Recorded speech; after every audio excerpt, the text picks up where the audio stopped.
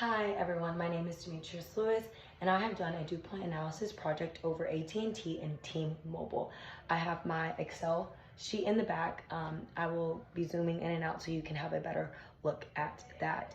My finance project will be over AT&T and T-Mobile, T-Mobile being my main company, AT&T being its competitor. So to begin, I would like to just emphasize what a DuPont analysis is and why it is needed for companies. So a DuPont analysis, also known as a DuPont identity or DuPont model, is a financial analysis tool used to evaluate the return of equity of a company by breaking it down into components. The analysis is named after the DuPont Corporation, which was pioneered and developed in the early 20th century. The primary point of a DuPont analysis in finance is to provide deeper insights into the drivers of a company's return of equity by decomposing their ROE into its constituent factors. DuPont analysis helps identify the sources of a company's profitability and efficiency. This breakdown allows investors, analysts, and managers to understand which aspects of businesses are contributing most significantly to the overall return of equity and to pinpoint areas of improvement. DuPont analysis typically involves breaking down the ROE into three main points. 1, profitability. 2, efficiency. And 3, the financial leverage. By analyzing these three components, the DuPont analysis helps stakeholders understand whether changes in the ROE are driven by changes in profitability, efficiency, or financial leverage. This understanding enables more informed decision-making regarding investment, strategic planning, operational management. In summary, the point of a DuPont analysis in finance is to provide a comprehensive framework for evaluating the drivers of return of equity, thereby facilitating a deeper understanding of a company's financial performance and identify opportunities for improvement. Now I will go into depth about my company. Okay, now I will be going into my main company, which is T-Mobile.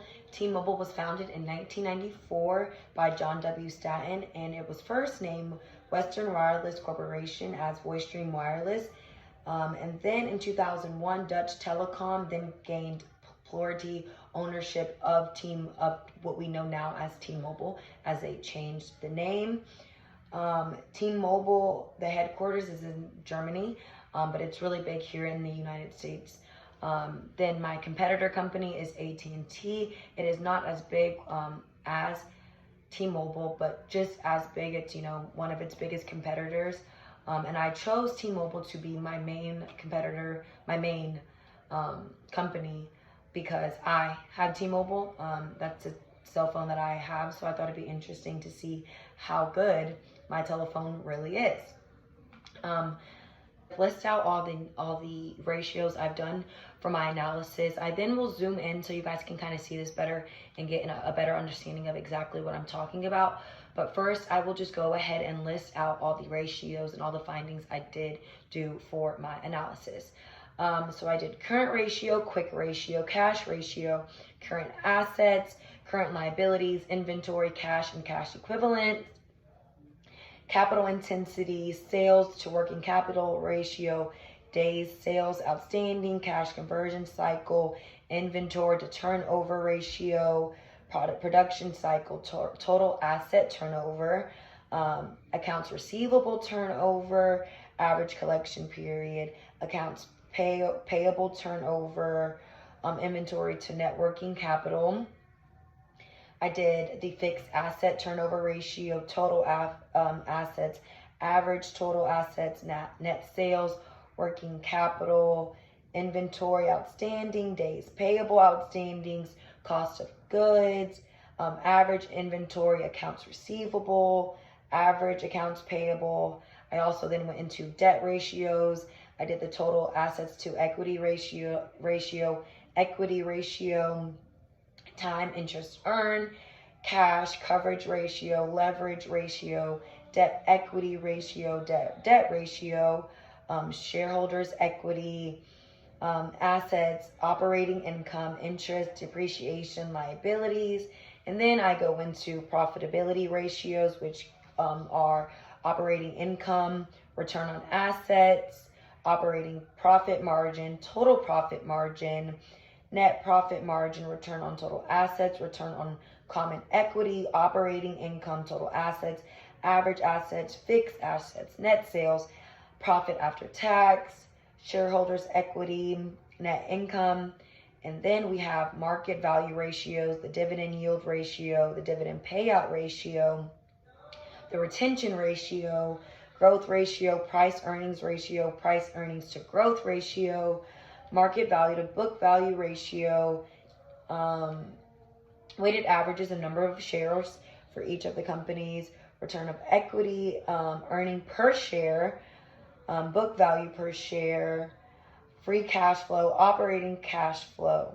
So these are all the ratios, and this is the information that I have found. I've done it for the last 5 years. So that is from 2019 to up to 2023 is the information that I do have over T-Mobile and AT&T. T-Mobile being my main company, AT&T being its competitor. I will now show you guys my Excel close up.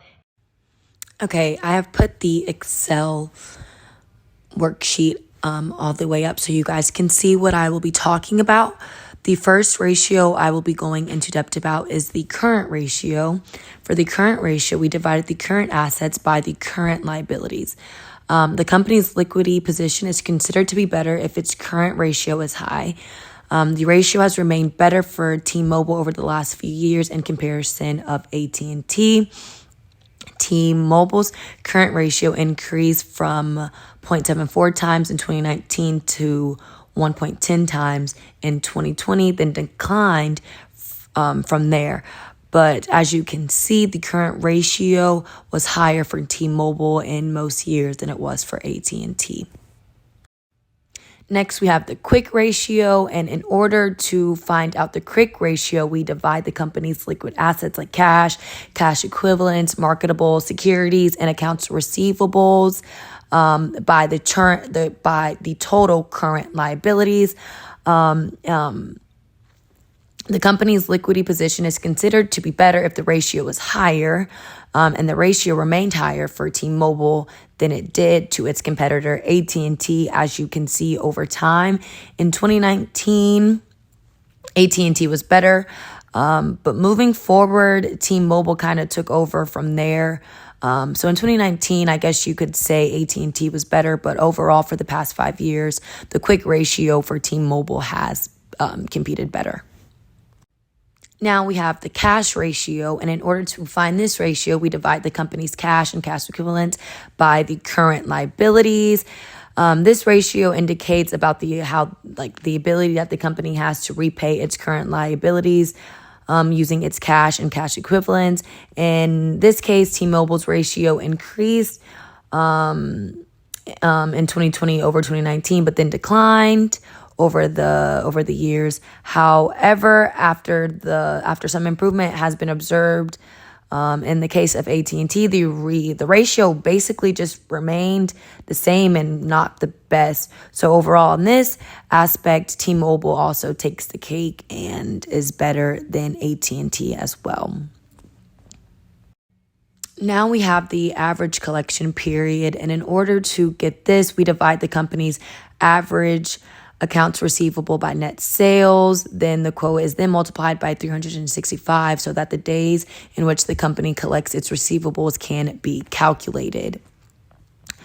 The average collection cycle indicates about the company's efficiency in collecting its receivables from debtors. So the lower the ratio, the better it is in efficiency. In this case, T-Mobile, except in 2019, the ratio had remained range bound. However, AT&T ratio improved significantly from 43 days in 2020 to 31 days in 2023. So AT&T, it did get lower, but T-Mobile is performing just better in terms of realizing its receivables. So lower receivables reduce working capital requirements of the company, which has a positive impact on the business.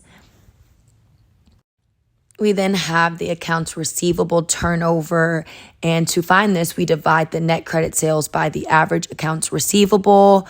The ratio gives an idea about how well the company is doing in the collection of its credit sales. We also have inventory turnover, and we divide the cost of goods sold by the average inventory value. Then there's sales to working capital, and we find this by dividing the revenue by working capital, which is the current assets minus the current liabilities. Then we move on to total asset turnovers, and we do this by dividing the net sales by the total average asset. This ratio indicates the efficiency shown by the company in using its assets for achieving sales. Both of the companies have remained mostly comparable over the last few years, though there's a slight improvement in the performance of T-Mobile as it is compared to AT&T. Then we have the fixed asset turnover, and we divide the net sales by the total fixed asset.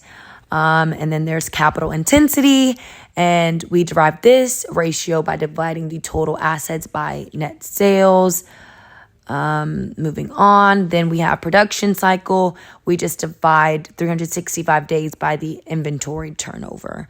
And as you can see for AT&T, I could not find the information for 2019 and 2020.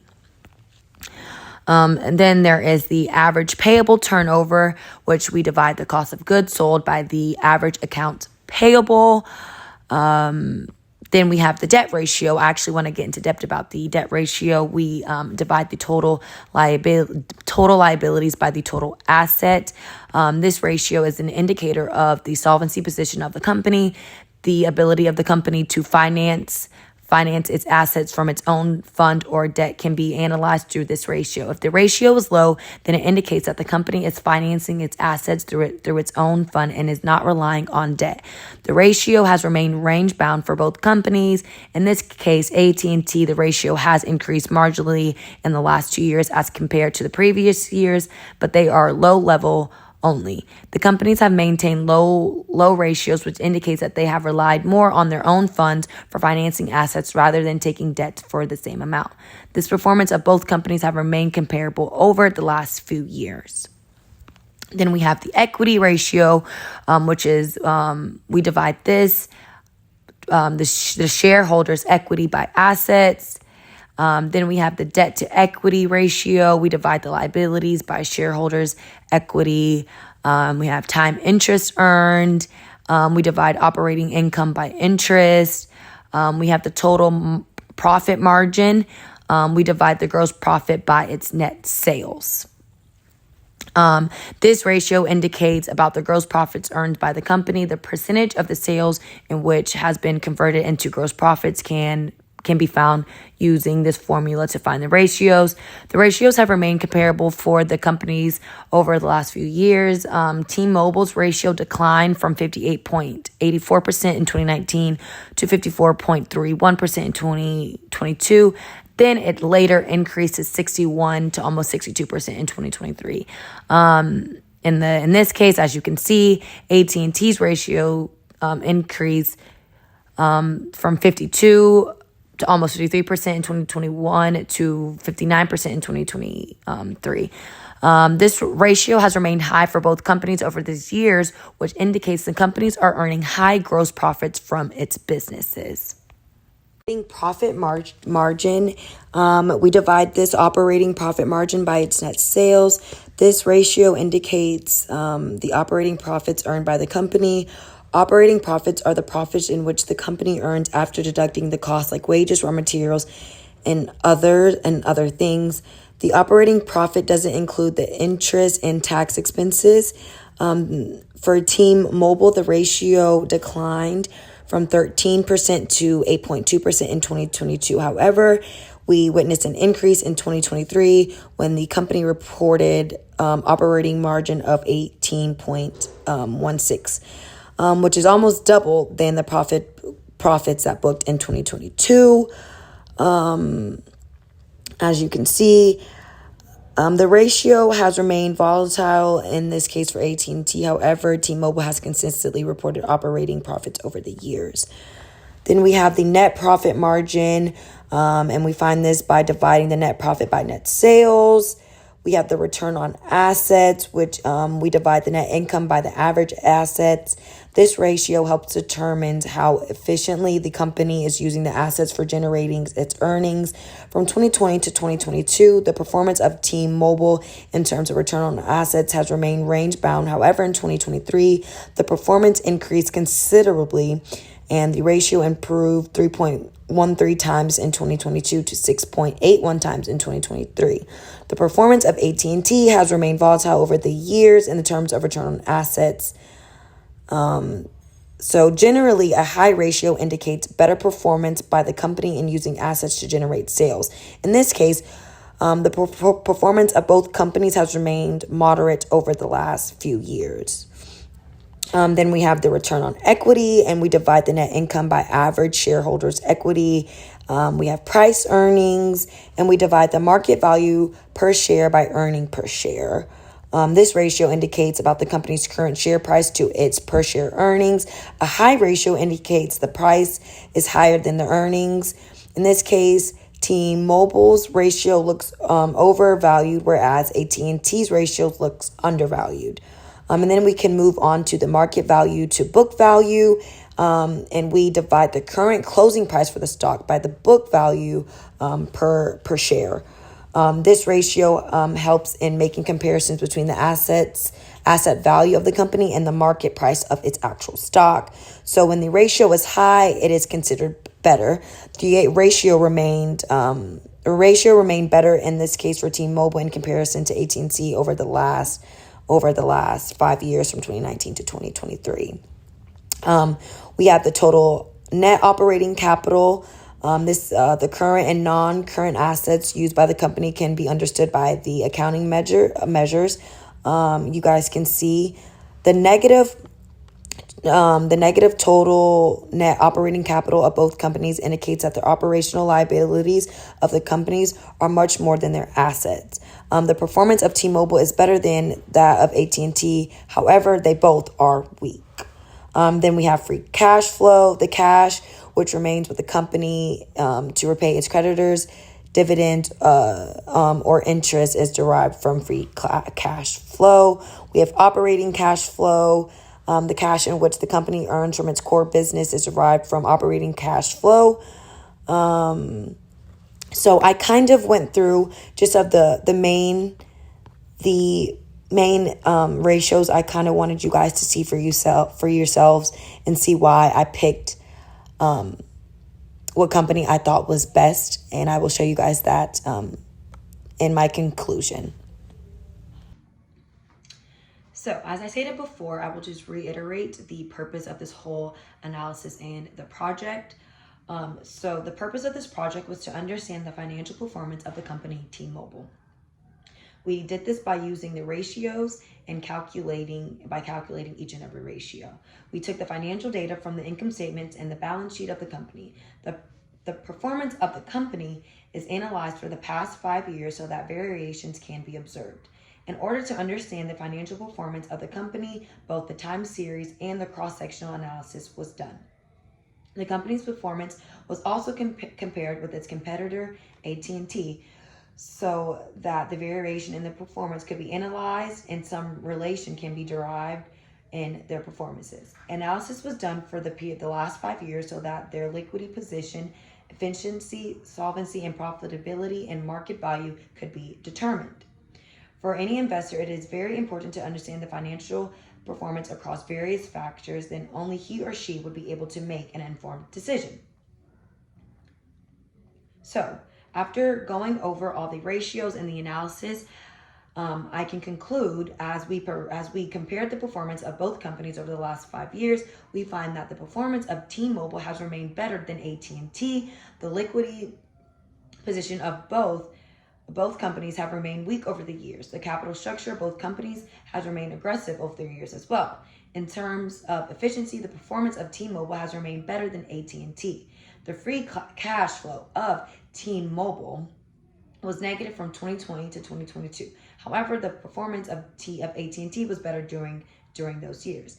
AT&T reported net loss in 2022, which impacted the profitability ratios during this year. However, the performance of the companies improved in 2023. So overall, T-Mobile I would say would be the company most investors might want to invest in. Both companies have not done the best, as you can see in the ratios I have given you guys in all of the analysis I have done. But overall, T-Mobile might be doing just a little bit better in some aspects. AT&T is also doing better in some aspects, but as an overall, I would stick with T-Mobile and push that one forward to investors, stakeholders, and all that such. So thank you for tuning in and listening to my dew point analysis project over T-Mobile and AT&T as its competitor. Thank you.